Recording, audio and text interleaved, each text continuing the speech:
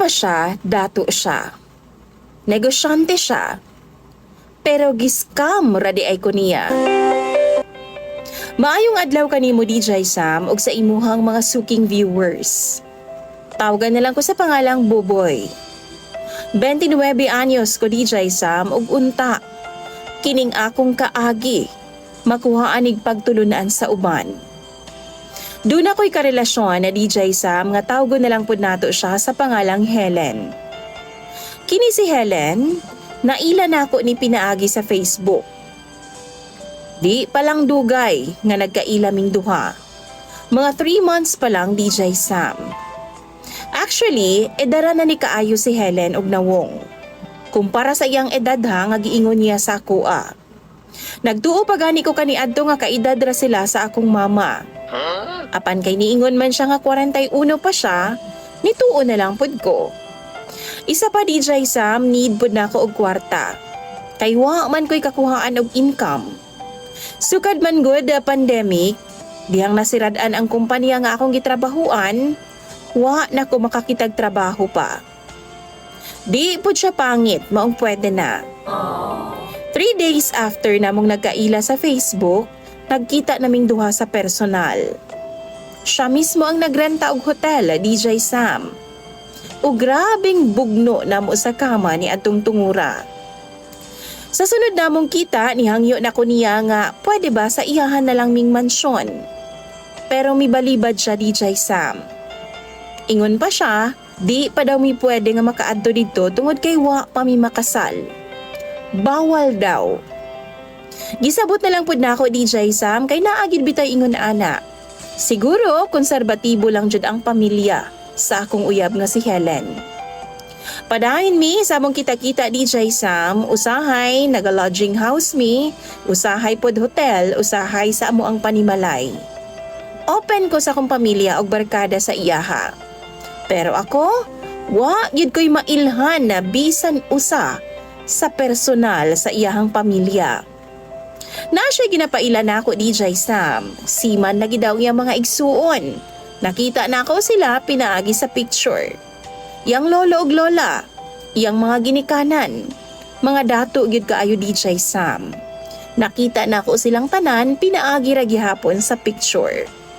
Flight attendant po daw ang iyang manghud, pero puros picture ra gyud ang ako nakita sa ilaha.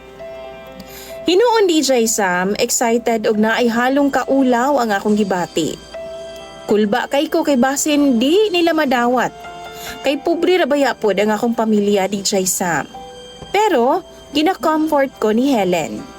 Di daw ko maghuna-huna og mga negatibong butang tungod kay buutan og down to earth daw ang iyahang pamilya. Nalipay ko ana DJ Sam. Ingon man ang akong mga ginikanan og pamilya. Gani, ginapapirma na ko niya sa mga papeles sa DJ Sam. Ako lagi daw ang tagapagmana sa iyang mga kaugalingong negosyo og insurances. Para na ako, big time og swerte na jud kaayo ko sa akong uyab nga si Helen. Ana pa gani ang akong ginikanan og pamilya. Di na daw ko magpasakit pa sa iyaha. Unsa pa ba daw ang akong pangitaon? Swerte na daw kaayo ko sa iyaha. Mao nang wa na ko maglangay-langay pa DJ Sam ug nagpropose na ko kay Helen. Gusto na pud na akong mag-settle down kauban siya ug magpakasal naming duha. Happy kayo siya DJ Sam. Apan usa ka gabi ni ana naguol siya. Nananghid siya nga kinahanglan gyud daw nga moadto sa Amerika. Aron nga bisitahon ang iyahang lolo nga nagkasakit. Mauna po daw na ang chance sa DJ Sam nga istoryahon ang iyang mga ginikanan bahin sa amo ang duha. Muhapit na lang po daw siya Australia DJ Sam.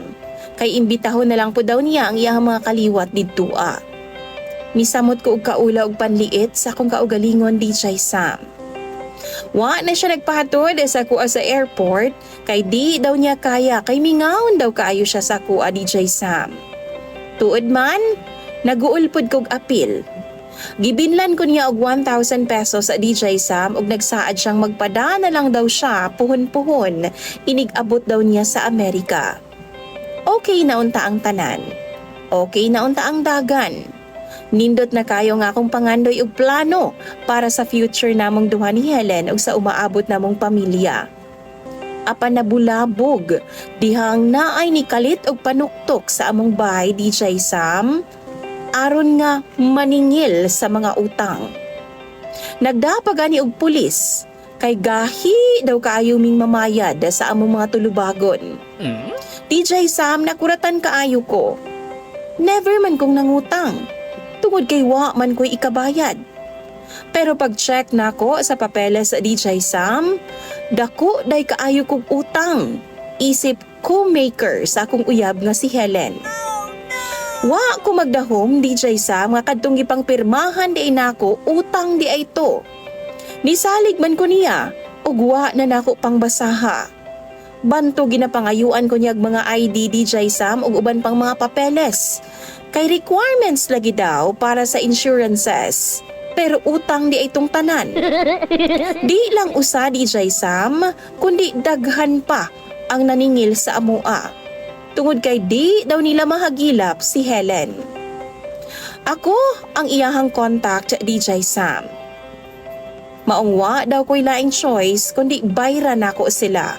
Isa pa, fiancé daw nako si Helen. Demanda daw ko nila, DJ Sam, kung ugaling man mulikay ko sa akong mga tulubagon. Gitawagan ako si Helen pero di na ko siya makontakt. Actually, sukad nga ning lakaw siya, DJ Sam, wa na nako siya makontakt. Tungod kay biyahe lagi daw siya paingon sa Amerika. Nag-deactivate na pud siya sa iyang Facebook, DJ Sam. Maong nalibog na gyud kaayo ko kung unsay buhato nako karon. Napa siya'y arawan, lending og sosyo nga iyahang gigunitan, nga karon iyahang gipangdaganan. Tanan nakapirma ko, DJ Sam. Ambot na lang yun. Wa na yun ko makasabot sa sitwasyon karon. Mauna ang dako kaayong problema nako. Kinsa ba naman po'y magdahom nga nisalig lagi ko sa iyaha. Ug wa naman ko makabasa sa tanan-tanan, DJ Sam. Tambagi daw ko ninyo, bi, kung unsay angay na kong buhaton. Imong follower ug sender, Boboy.